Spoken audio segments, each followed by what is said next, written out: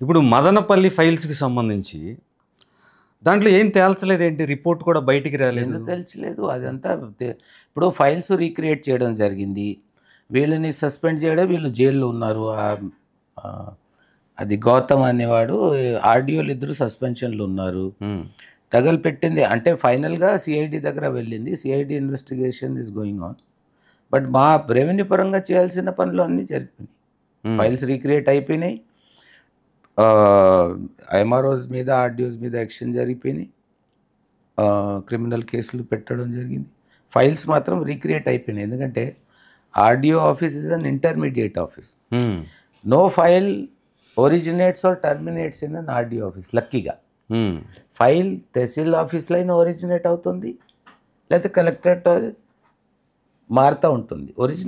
Originating tahsil, terminating collectorate, ఇది intermediate office. కాబట్టి it was very easy to recreate files. అసెంబ్లీలో బోండా ఉమా గారు మీతో ఏదో గొడవ పడ్డారని ప్రచారం జరిగింది. అట్లా ఏం లేదండి. బోండా ఉమా గారితో నాకు చాలా మంచి సంబంధాలు ఉన్నాయి. మేము ఫ్లడ్లో కలిసి తిరిగాం. నేను ఒక ట్రాక్టర్ మీద, ఆయన ఒక ట్రాక్టర్ తిరిగి ఫుడ్ పంచాం. మేము మీ ప్రమేయం లేకుండా, మీ ఇన్వాల్వ్మెంట్ లేకుండా కొన్ని ఎలిగేషన్స్ రెవెన్యూలో మీరు పనిచేస్తున్న సందర్భంలో వచ్చాయని, అందుకే మీరు అక్కడి నుంచి టెక్స్టైల్స్ అండ్ హ్యాండ్లూమ్స్ చేనేత జౌలి శాఖకి పంపించారని అంటున్నారు. నిజమేనా? నాకు తెలియదు. అంటే ఇందాక మీరు జాతకం గురించి మాట్లాడారు కదా. అంటే నేను ఎస్ట్రాలజీ కూడా నేర్చుకున్నాను సార్. చెప్పగలరా ఆస్ట్రాలజీ? చెప్తాను.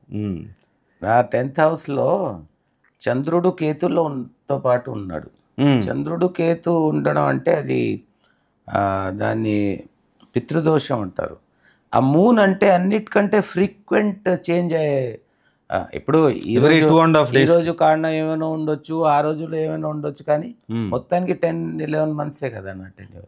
సో అది ఇప్పుడు ఈ 10th హౌస్లో మూన్ కేతు యుతి అవడం బట్టి అలా జరిగింది. 10th హౌస్ కెరీర్ పరంగా ఇబ్బందికరం అని చెప్తారు. వర్క్ హౌస్ అంటే నాకు రాజయోగం ఇచ్చింది ఆ హౌసే. బికాజ్ మూన్ ఉండడం బట్టి ఐఏఎస్ వచ్చింది. ఓకే. అయినా ఐఏఎస్ కెరియర్లో ఆ మూన్ ఇప్పుడు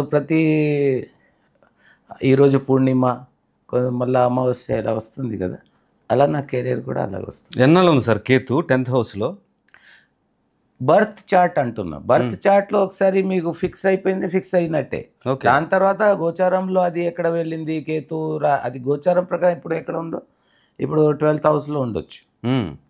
బట్ మీ లగ్న చార్ట్లో మీకు more or less life fix అయిపోతుంది. ఇప్పుడు ఈ 2.5 ఇయర్స్లో మీరు సర్వీస్లో 2.5 ఇయర్స్ ఉంది కాబట్టి ఈ టైంలో 10th హౌస్ బాగాలేదా? మంచిగానే ఉంటుంది. అప్పుడు మీకు సిఎస్ వస్తుందని అనుకోవచ్చా? ఇన్షాల్లా.